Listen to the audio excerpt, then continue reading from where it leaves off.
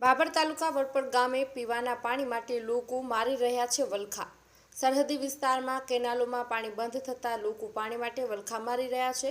વાત કરવામાં આવે ભાભર તાલુકાના વડપડ ગામની તો અહીં 1500થી 2000ની વસ્તી ધરાવતા ગામમાં ભર ઉનાળે પીવાનું પાણી ન મળતા લોકો પાણી માટે અહીંથી તહીં વલખા મારી રહ્યા છે। આ ગામમાં પાણી પુરવઠા નિગમ સાબલા વડાણા સંપ દ્વારા પીવાનું પાણી પૂરું પાડવામાં આવે છે, પરંતુ ઉનાળાની શરૂઆત થતાં જ ગામમાં પાણીના પુકાર પડી રહ્યા છે। ગામમાં 7-8 દિવસે 2 કલાક પાણી આવતું હોવાનું ગામ લોકોએ જણાવ્યું હતું, અને તે પણ પૂરતો પુરવઠો આવતો ન હોવાથી કેટલા વિસ્તારમાં પાણી પણ પહોંચતું નથી। ગામમાં આવેલા પાણીની ઊંચી ટાંકી સહિત હવાડા ખાલી જડાઈ રહ્યા છે। લોકો તેમજ પશુધન પીવાના પાણી માટે દરબદર ભટકી રહ્યા છે।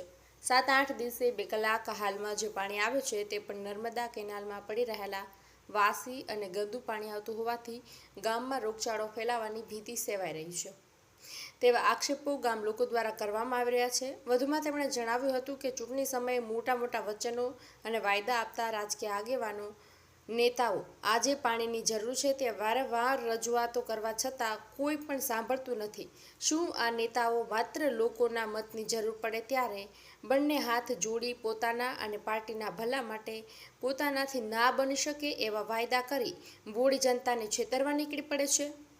સત્વરે વડપગ ગામના રબારીવાસ ઠાકોરવાસને પાણી મળે તેવી માંગ કરી હાલમાં વડપગ ગામની સીમમાંથી પસાર થતી કચ્છ બ્રાન્ચ કેનાલ પણ છેલ્લા 25 દિવસથી સૂકી ભાંઠ જણાઈ રહી છે। આવા ભર ઉનાળે કેનાલમાં પાણી છોડવામાં આવે તો પશુઓ સહિત લોકો પાણીનો ઉપયોગ કરી શકે તેવું લોક દ્વારા કહેવામાં આવી રહ્યું છે। સતીશ ચૌહાણ, ભાભર। શિયાળો અને ચોમાસું કેનાલ ચાલુ હોય ત્યારે ડાયરેક્ટ કેનાલ દ્વારા ટાંકામાં પાણી નાખે, ટાંકામાંથી ડાયરેક્ટ ગામમાં પાણી આપે છે। કોઈ રિફાઇન થતું નથી અને અમારા નાના બાળકો બીમાર પણ થાય છે। આની આ સમસ્યા ઘણા વર્ષોથી છે। જ્યારે પાણી કેનાલમાં ચાલુ થશે ત્યારે એ મોટર દ્વારા ડાયરેક્ટ ટાંકામાં નાખી અને ડાયરેક્ટ ગામમાં છોડી દે છે। નથી કોઈ દવા નાખતા કે નથી કોઈ એનું રિફાઇન કરતા, એમને ડાયરેક્ટ ગામમાં પાણી આપી દે છે આ લોકો। અને વારંવાર રજૂઆત કરો તો એ એમ કે છે તમારે જે થાય કરી દે। ગામ વડપગ ગામમાં ઘણા સમયથી પાણીની સમસ્યાની સર્જાય। જ્યારે ઉનાળો આવે ત્યારે આવું મહિનાથી ઘણા સમયથી જ્યારે ઉનાળો આવે ત્યારે પાણીની સમસ્યા ખૂબ વધી જતી, અને પાણી પુરવઠા અધિકારીઓને પાણી પુરવઠા જે રાખેલા માણસો હોય એમને અમે રજૂઆત કરે છે, વારંવાર રજૂઆત કરી છે, ઘણી સમયથી રજૂઆત કરી રહ્યા છે। છતાં એ લોકો 7 દાડે પાણી છોડે, અને પાણી છોડે ત્યારે લાઇટવાળો જે બી વાપરવા દ્વારા જે કર્મચારીઓ હોય બધા મળેલા હોય તો તેથી પાણીના વારે 2 દિવસ 2 કલાક લાઇટ મૂકે એટલે 2 કલાકમાં 1 કલાક એ લાઇટ કપાવી નાખે। 7 દિવસે પાણી આપે। વારંવાર રજૂઆત કરી છે તો છતાં એ ભાઈ કંઈ ધ્યાન લેવામાં આવતું નહીં, અને જ્યારે ચૂંટણીનો સમય આવે ત્યારે અહીંના જે પ્રતિનિધિઓ છે એમના જે મતો માટે દોડીને વડપગ કે આજુબાજુ ગામડામાં જતા હશે, અને ગામને એવું કહે કે દરેક ગામની માગ અમે પૂરી કરીશું। અને જ્યારે ચૂંટાયા પછી વિજેતા થયા પછી કોઈ આ બાજુ આવતા નથી।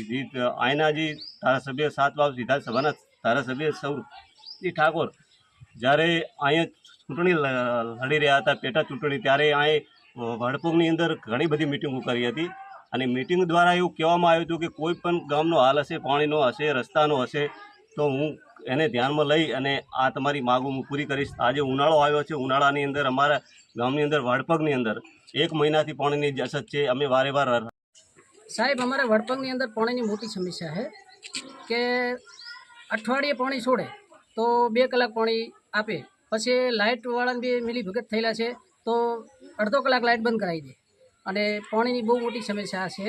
અને બીજું એક કે વડપગ ગામની અંદર જો શિયાળાની અંદર કેનાલની અંદરથી મોટર નાખેલ છે અને પાણી ડાયરેક્ટ આપે, નહીં રિફાઇન્ડ કે કશું નહીં, પબ્લિક બીમાર પડે બહુ, બરાબર। એટલે અમને એક જ્યારે આ ધારાસભ્ય સૌરભજી ઠાકોર આવ્યા ને તારની તો મોટી પ્રોબ્લેમ છે। જ્યારે ગેનીબેન હતા ને ત્યારે પાણીની અમારે બહુ શાંતિ હતી માટે, અને પબ્લિક અત્યારે મરે છે, ઢોરા મરે છે। એટલે સાહેબ આટલી જ અમને વિનંતી છે કે પાણીની સમસ્યાનો ઉકેલ કરો, અને જે ઓપરેટ કે તમારાથી જે થાય કરી લો, બરાબર। એ 10 દિવસે પાણી આવે, બરાબર, 2 કલાક પાણી છોડે, 2 કલાક પાણી છોડે એમાં લાઇટવાળો લાઇટ બંધ કરી નાખે અડધો કલાક। જ્યારે પબ્લિક અત્યારે હવારમાં તો એડા વેણવા જાય બિચારા, ત્યાં ઘડી પાણી જતું રહે, ટેન્કર વેચાતું ભરી લાવો, બરાબર, 400 રૂપિયા ટેન્કર લા લે, ટેન્કર વેચાતું એક ટેન્કર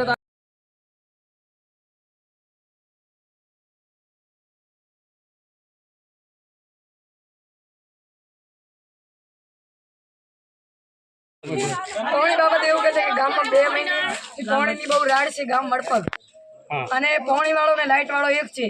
7 દિવસે પાણી આવે, ખાલી 4 ઘરે આવે એટલે અમે તો બધે પાણી ખેતરથી આવ્યા હોય આડા વેણી અને પાણી કાઢા પીધા વગર ભરવું પડે.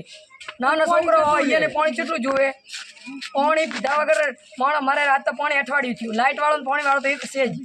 પાણીની એટલી રાડ ને હદ વગરની ગમમાં તલાઈમાં પાણી નહીં, અવાડામાં પાણી નહીં, ચાહે પાણી નહીં. ઢોરા તો એટલા તરસે મને માણસનું બરાબર, પણ ઢોરા નહીં રાડે કેનાલમાં નહીં. આ 2 મહિને તો અમે લોહી પીવે પાણી વાળા. અને શિયાળામાં તો રોજ પાણી છોડે. શિયાળામાં શું કરવાનું અમારે? શિયાળા એ ડાયરેક્ટ કેનાલમાં પાણી હાલે છે કેનાલનું. અને શિયાળામાં તો રોજે રોજ છોડે. વરહાળામાં છોડે. વરહાળામાં શું કામનું પાણીનું?